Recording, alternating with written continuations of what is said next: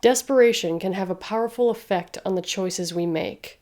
While sometimes it can be a good thing, a bold move, a leap of faith, it can just as easily cause the damage, death, and destruction of the group of desperate people and those around them. Getting caught in the crossfires never seems fair, especially when those bad choices turn into the largest hostage rescue attempt in U.S. history. Today, we'll take a look at 39 people who were unfortunate enough to be a part of the 1991 Sacramento hostage crisis.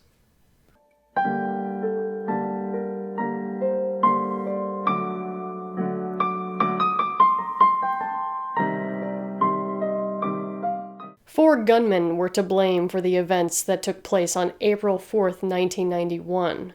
Loy, Pham, and Long Nguyen, along with their friend Quang Tran. Sorry if I'm mispronouncing any of those names. All Vietnamese. The brothers fled Vietnam with a family of 8 in 1979, during the first wave of the Vietnam refugees.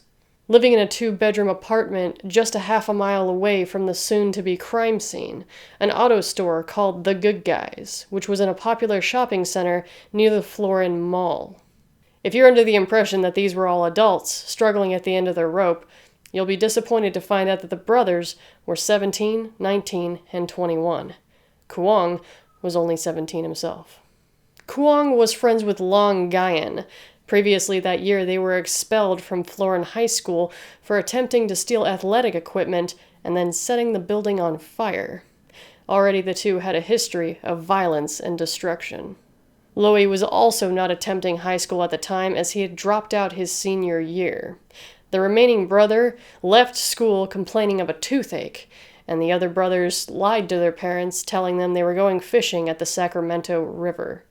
Earlier that week, the four had legally purchased 3 pistols and 1 shotgun, and on April 4th, around 1 p.m., they arrived at the Good Guys store with the weapons.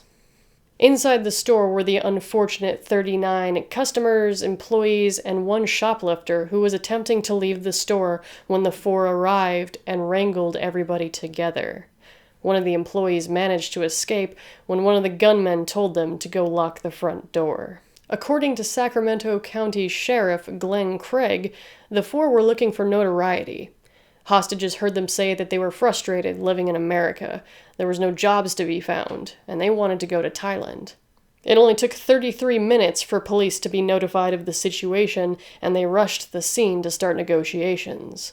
Glenn Craig states that their demands weren't consistent at all. It was hard to keep them focused on one thing, he said. Amongst some of their many demands, the 4 asked for a helicopter to Thailand, bulletproof vests, more weapons, millions of dollars, and 40 individual 1,000-year-old ginger plants? Soon the local television stations arrived on the scene to get footage of the situation. The gunmen watched from inside the store, stating, "We're going to be movie stars." As the crowd outside grew, the gunmen placed the hostages in front of the door as human shields. Early in the negotiations, a bulletproof vest was exchanged for 9 of the hostages. As they left, they sent a message that others would start to be shot soon. It was 8:30 p.m. by now, and no hostages had been harmed yet. The only bullets that went off inside were to test out the bulletproof vest. At one point, the self-proclaimed leader of the group, Loy, stated that he would surrender himself if they were allowed to keep their weapons and bulletproof vests in prison. Clearly, we were dealing with a bunch of unrealistic, albeit dangerous, children. 9 p.m. was when things started to go south for the remaining hostages. The gunmen flipped a coin and chose to shoot a 24-year-old store employee in the leg, then sent him crawling into the street with more demands of bulletproof vests. A half an hour later, another hostage was shot in the leg and sent out with the same demands. They would deliver the bulletproof vest. As the front door was opened to retrieve the vest, it gave a police sniper an open shot at the gunman. It was a risk, and he missed, hitting the front door and shattering the glass, sending the gunman running back into the store where he started to open fire on the hostages. With shots being fired freely, it was now time to act. At 9:51 p.m., SWAT rushed the building and threw a stun grenade to disorient the gunmen and take the advantage.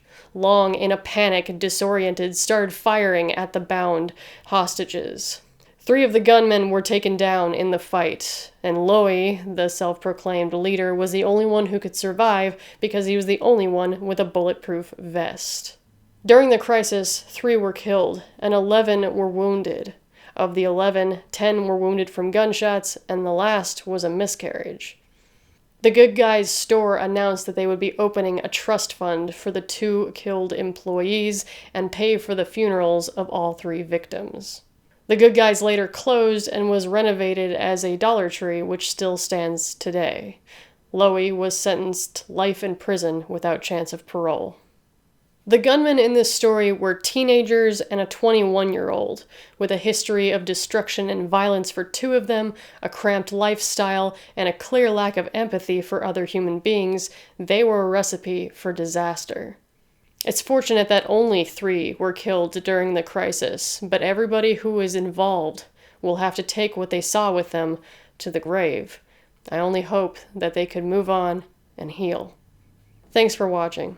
This topic was from patron supporter Isaiah Taylor. Thanks for the suggestion. Please consider subscribing for more true crime, horror, oddities, and bad horror movie reviews. Game with me on Twitch, follow me on Twitter, and as always, be well.